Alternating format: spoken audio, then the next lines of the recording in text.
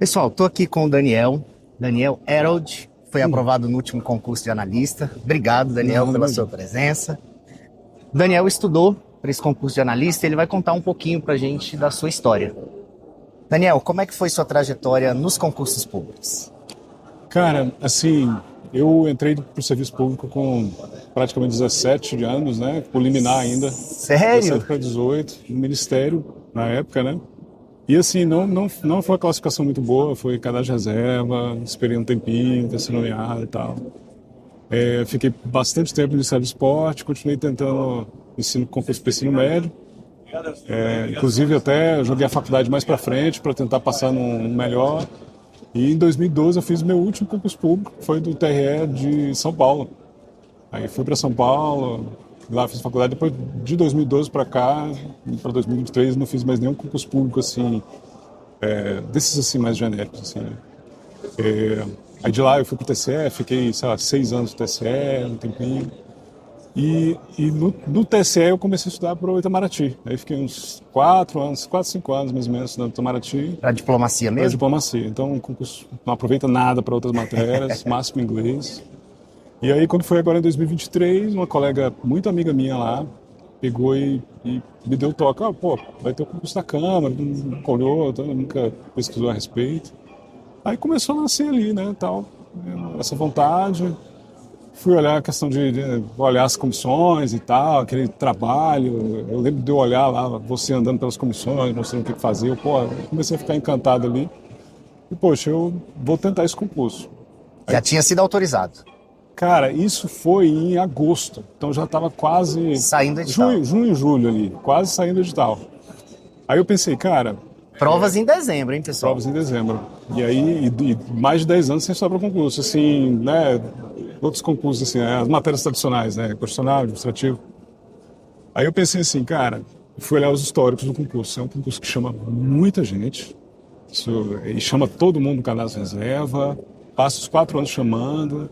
Então eu pensei, cara, se eu ficar em centésimo aqui, eu entro dentro desse concurso. Itamaraty, você fica ali dentro das vagas 13, ficou em 14º, você não entra mais.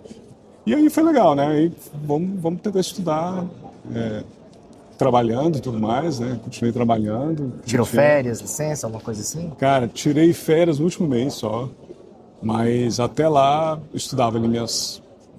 Eu não fazia meu método de estudo foi completamente heterodoxo, assim.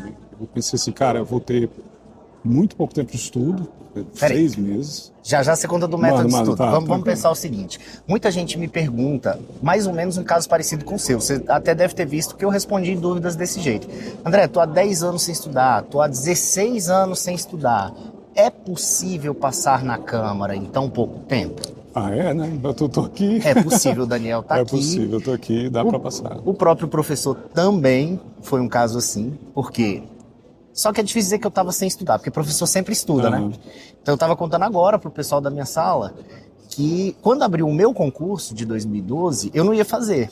Quando eu resolvi fazer, eu estava dando aula para várias matérias que caíam no concurso. Então, assim, às vezes a gente consegue sim dizer que dá para passar, mas eu acho que é importante, e aí você pode dizer se eu estou errado ou não, é importante ter base. É importante já ter sido ou um bom aluno na escola, ou alguém que já se dava bem com o português, um pouco com a matemática ou o raciocínio lógico. Você concorda? Assim, cara, eu tive um pouco de sorte assim, nesse concurso também, por conta do que foi encaixado também, né? Então, por exemplo, ciência política, né? Eu me formei em ciência política agora, com 31 anos. Então, e várias das questões que caíram em ciência política, tinha ali uma pitada também de história, que eu já estava estudando história do Brasil para o Itamaraty. Então, o que caiu questão de Getúlio Vargas ali, unificação, caiu questão do voto, da primeira mulher votante, que eu estava no TCR, então teve algumas coisinhas assim que ajudaram. Sorte, né? Inglês também, eu estava, né? Mas assim... Eu costumo dizer que quanto mais você estuda, mais sorte você tem. Isso é fato. Outra coisa, me disseram hoje, André, eu vou estudar para a Câmara. Se não der certo, eu tenho certeza que meu estudo não será em vão. Então a gente vê o caso do Daniel. Ele estudou matérias que não se aproveitavam num primeiro momento, mas que foram úteis para responder determinadas questões. Então isso constrói uma base, solidifica um conhecimento, né?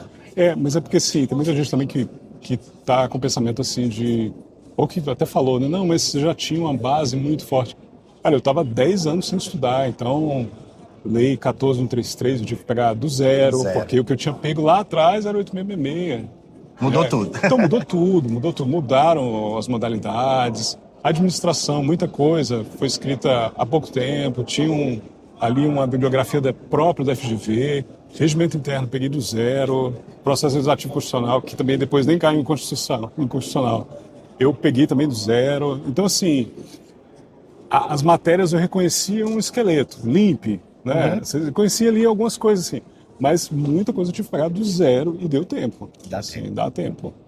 E como que era a sua rotina de estudo? Você falou que conciliou o estudo com o trabalho. Assim, eu não fazia muito, não usei mentoria. Eu usei uma estratégia, que eu te falei assim, bem heterodoxa assim, mas por conta da falta de tempo. E eu não tinha um calendáriozinho também de vou estudar de minuto tal ao minuto tal. Eu tentava fazer o que eu podia. Mas o que eu podia geralmente eram umas 4 horas de estudo líquidas por dia, 5 horas. Eu estudava de manhãzinha, acordava muito de manhã, aí pegava ali umas 2 horas, ia para o trabalho, às vezes na hora do almoço, ou raramente, assim, quando o trabalho estava mais tranquilo, eu conseguia ver alguma coisa. Chegava em casa, estudava umas 2 horinhas e, cara, a cabeça não funcionava mais, assim. Mas eram 4 horas, 4, 5 horas líquidas, assim. Dava um bom resultado. Eu descansava um dia também da semana. Eu falava, esse dia eu não vou pegar, porque fazer um reset, assim. Descansava mesmo, assim. E só no último mês mesmo que eu comecei a pegar mesmo até finais de semana, né? Que é aquele sprint final ali, você vai aguentar ali por um tempo. Mas nada assim, muito 11 horas de estudo, 12 horas, essas lendas aí, né? E você falou que, assim, foi uma colega sua que falou, e o concurso da Câmara? Aí você olhou como é que era o trabalho, viu o André passando pelas comissões. Mas quando é que você ligou a chave assim e falou, cara, eu vou estudar para esse e vou passar? Cara, Cara, teve uma época que teve umas CPIs aí, né, que ficaram... Na época da pandemia, né, todo mundo vendo e tal, e aí eu ficava pensando, pô, eu acho que eu gostaria de ser aquele servidor ali, que tá atrás ali, só vendo aquele quebra-pau, aquela coisa ali toda. O André ficava atrás do presidente, exatamente, da comissão. Eu não sei, eu me identifiquei muito com essa coisa. Tem uma live que você fala, compara o Senado com Câmara, né, que você gosta muito da Câmara, e, cara, eu adoro isso aqui, sabe? Ali, passando pelos corredores, grupos sociais, andando, sabe, esse caldeirão, assim, poxa, eu trabalharia aqui tranquilamente, eu vim direto para as comissões, né? Já veio direto. Já vim direto para as comissões. Foi até melhor do que eu, hein? Eu ainda passei na área administrativa tempo. Eu sempre trabalhei, assim, em comunicação, né? Sempre trabalhei em área de comunicação, no Ministério do Esporte, depois no TRE, no TSE. E aí queria me mandar para Direx, né? Aí eu falei, não, eu quero ir para a área FIM. Eu quero trabalhar com a área FIM, quero trabalhar com essa parte política. E eu não sei, cara, eu tenho uma identificação assim muito grande, né? Eu sempre pensei muito em Itamaraty por causa da parte política, né? Mas começa também a vir outras prioridades, os pais, né? Ficando mais idosos, você tem que acompanhar, aí vem filho, e aí o filho não vai ter convivência com o avô, aí tem umas coisas que começam a balançar, né? E aqui, cara, é um lugar assim excepcional, né? Campos Elíseos é o topo, né? Assim, é claro, tem gente que às vezes quer estar num posto de comando, como um juiz, um promotor, um delegado, e eu não tiro a razão dessa pessoa.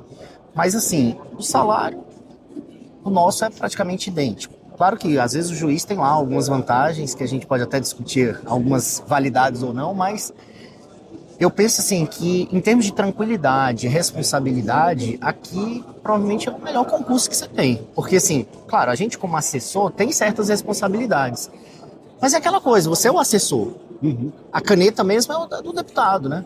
Igual o diretor-geral falou, né? Quando a gente entrou aqui, que a gente estava recebendo um crachá e não um broche, né? Pois é. Então o trabalho nosso é burocrático, né? É um trabalho burocrático, de assessoria e tal, parlamentar, as lideranças fazem esse papel mais político. Mas nós somos servidores, né? Estamos aqui para fazer com que o processo ande de acordo com o devido processo legal, né? Então, mas esse trabalho de assessoria aqui é muito gratificante, né? Você vê matérias assim que... Primeiro que você vê todo dia seu trabalho no Jornal Nacional. No Jornal Nacional. Então, isso é fantástico, né?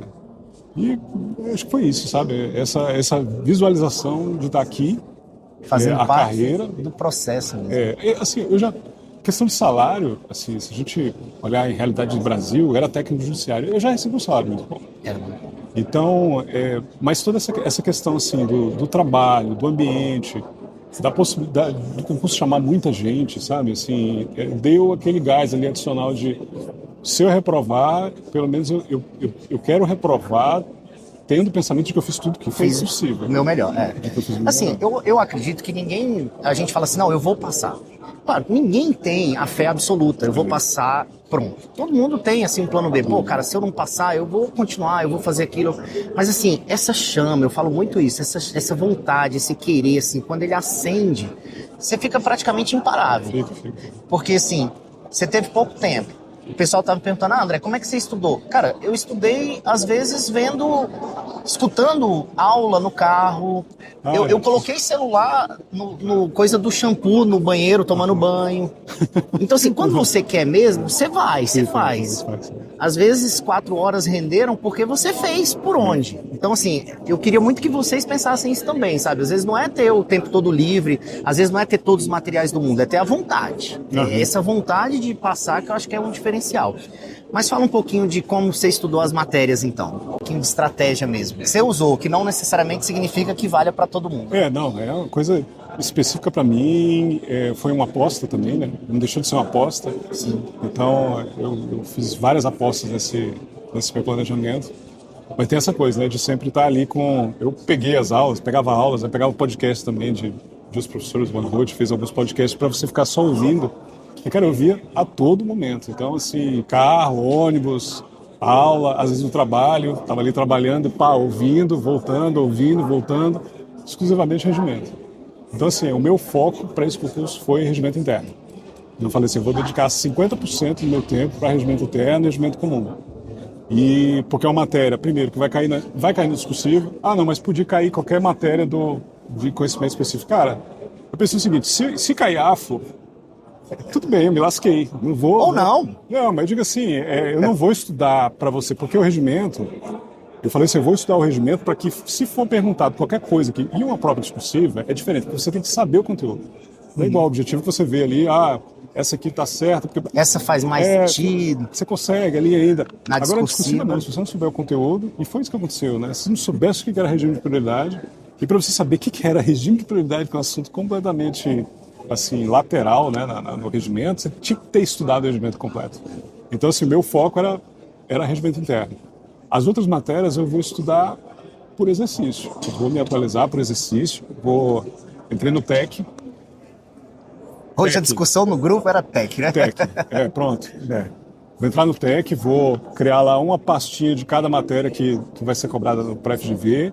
Vou filtrar cada caderninho ali dos últimos 2 anos, 2, 3 anos. Aí quando eu atingir o aumento. E aí, porque quando você filtra no TEC, pelo menos as matérias de tal banca, ou você acrescenta 2 bancas ali, ele vai te mostrar as matérias que são mais cobradas. Vão ter matérias que estão lá no edital, que estão lá em último, que, cara, é aposta, entendeu? Se eu não souber e cair uma questão, beleza, eu errei. Mas a probabilidade de cair esse grupo aqui que está na frente é muito maior. Então eu peguei esse grupo mais estudado, fui tirando algumas que caíram porcentagens muito pequenas de questões, e fui fazendo assim, fazia a primeira questão. Não entendia nada. Ia nos comentários, fichava o comentário que respondia aquela questão e os comentários que respondiam questões adjacentes. Então, um exemplo, no direito administrativo da vida, caiu um prazo sobre modalidade de concorrência. Eu estudava aquele prazo e tentava decorar todos os outros prazos de todas as outras modalidades. Mais na frente, umas 2, 3 questões na frente, você ia ver que caía uma questão sobre tomada de preço, de prazo. Aí você acertava porque você estudou aquele Então, assim, eu fui estudando assim todas as matérias, né? Administrativo, AFO, fui pegando ali porque pode cair questões assim, né? Inéditas. Podem. Mas se eu não sei as que estão aqui, que já caíram, quiçá as inéditas. E, cara, deu muito certo. Deixa eu fazer uma pergunta polêmica. Decorar. Eu lembro assim, quando eu dava aula, eu falava muito em decorar e tinha aluno que tinha horror essa palavra. Mas decorar. Eu falei, se você não quer decorar, memoriza. Guarda na cabeça, dá um jeito de saber. Eu ainda acho que o concurso é muito teste de memorização.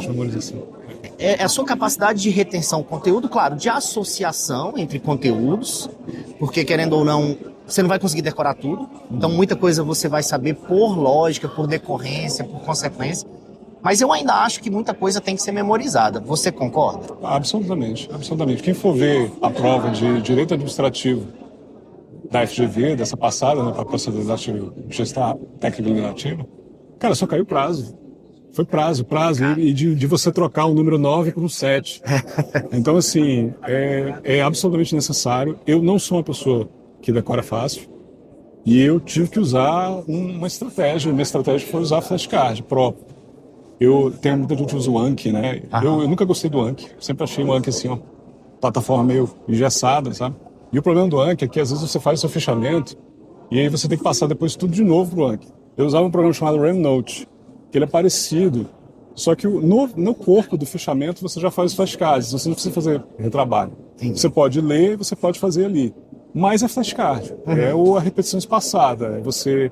Eu fazia essas questões, eu fechava, e aí de dia, né? Por exemplo, tem gente que usa calendário e tal, eu estudava uma matéria por dia. Então, hoje eu fazia constitucional, amanhã é regimento.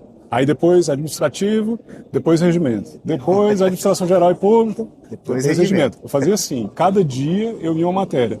Aí assim, quando eu fazia essa primeira rodada de exercício, no outro dia eu fazia os flashcards meus, assim, eu fazia os flashcards e depois eu fazia mais questões. Eu fazia flashcards e mais questões. Cara, se não for assim, você não decora a matéria. Pelo menos pra mim... Uma outra coisa polêmica aqui, estudar uma única matéria, às vezes 4, 5 horas seguidas. Eu sempre fui a favor. Então, assim, tem hora que você engata e você tá formando mentalmente uma sequência lógica e tal. Aí tem gente que fala, não, 1 hora você tem que parar, mudar de matéria, ou 2 horas. Eu nunca gostei disso aí. Eu acho que cada um tem que seguir o seu ritmo e o mais importante, assim, é tentar fechar temas. Ainda que não dê para fechar o capítulo inteiro, fechar uma sessão para depois ter uma lógica, uma coerência. Eu sempre acreditei, e eu acho que isso, para quem gosta das minhas aulas, é um crédito, é tentar formar uma linha de raciocínio. Algo tem a ver com algo, que tem a ver com algo, que tem a ver com algo. Então, assim, eu acho que ter esse tempo muito fechado é ruim. Respeito quem gosta, quem faz e dá certo, mas eu particularmente acredito mais nessa hipótese de você tentar fechar mais um assunto, um tema, do que fechar um horário. Assim... Eu concordo plenamente. Assim. Eu sempre tentei fechar... Por exemplo, com as aulas de regimento interno, peguei as aulas do senhor lá do MP, né? Depois acabei pegando as estratégias também que jogava lá no YouTube, tentava pegar tudo, assim, dessa...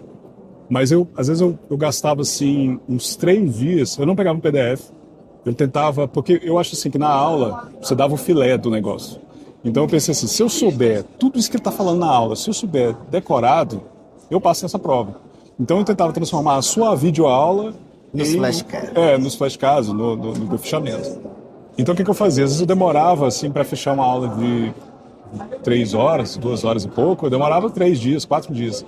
E aí nesse período inicial eu ficava os 4 dias naquela aula, eu não mudava para outra. Enquanto não terminava, enquanto não houvesse terminado o RCD, eu não ia começar outra coisa. Então eu fiz essa parte inicial justamente por isso, né? Eu acho que você... E a parte que você aprende não é nem essa parte que você está vendo ali o conteúdo, é quando você retoma. Então, assim, hoje eu estou vendo constitucional, eu vou aprender realmente isso que eu estou lendo agora, na próxima semana, quando eu retomar esse conteúdo e aí recuperar. Aí recupera novamente. Isso é uma repetição espaçada. E, por exemplo, para regimento, óbvio, a gente tenta explicar muita coisa, ensinar, tentar criar essa lógica, essa coerência, mas, por exemplo, quando a gente chega ali por volta do artigo 21, 22, começa a ter os órgãos. E assim, como professor, não tem como ficar ensinando muito sobre órgãos, quantidade de membros, forma de indicação, competência daquele órgão.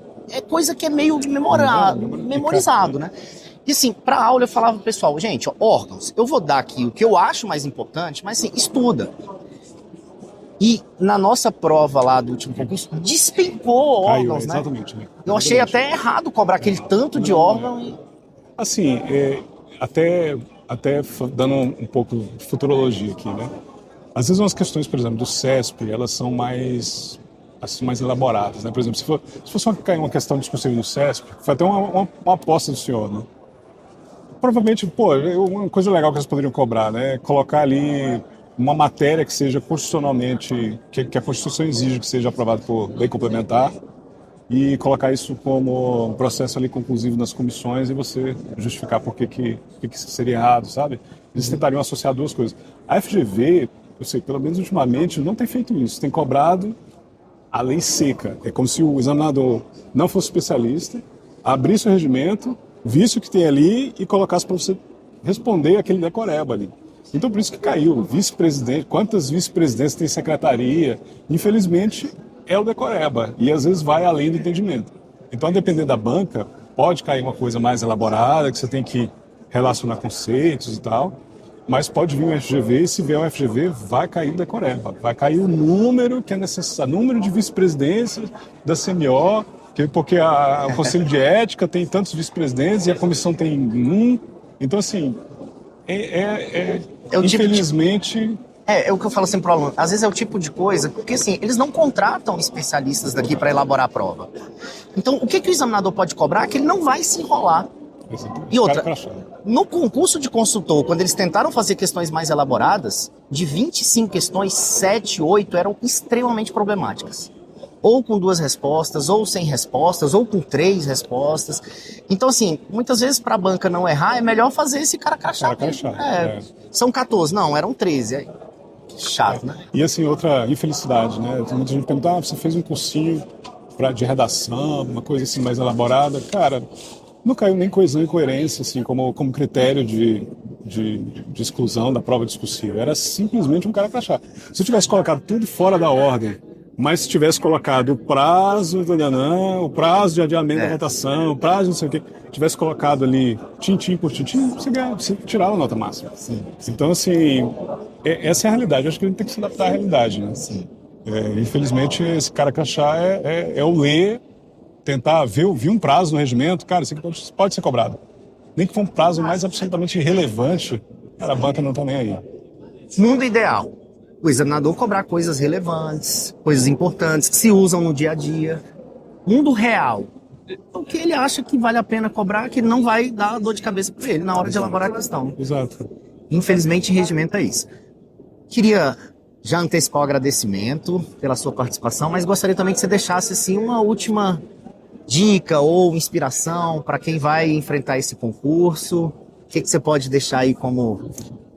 Cara, eu acho assim que trabalhar na Câmara, eu tô aqui há 1 ano, eu ainda entro aqui, eu ainda fico deslumbrado, eu fico ainda, agradecendo a Deus aqui todo dia, eu fico olhando assim, cara, isso aqui realmente está acontecendo. Depois que eu passei, eu vi lá na lista lá da homologação, ainda fiquei pensando, cara, será que a FGV não errou? Aí fui lá, olhei de novo. Então, assim, cara, é um lugar absolutamente maravilhoso de trabalhar.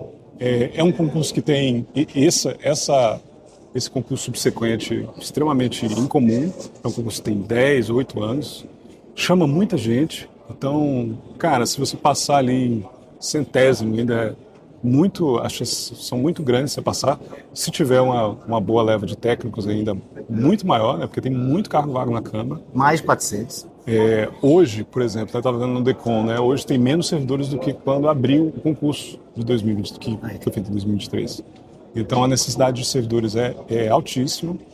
E, não sei, é um concurso que super vale a pena, a Câmara é excelente, a valorização do servidor é altíssima. Eu venho do judiciário, às vezes o tratamento do servidor não é o mesmo, mas é que os deputados te respeitam assim, absurdamente, até uma deferência que às vezes até você fica bem, né, assim... Mas é isso, é um lugar excelente, para não trocaria a Câmara por nenhum outro lugar. Que legal. Obrigado, Daniel, mais uma vez. Eu que agradeço. A gente conta com as suas dicas e experiências. Ele ainda faz parte do nosso grupo do WhatsApp, sempre ajudando um pouquinho lá também os alunos. E é isso, obrigado.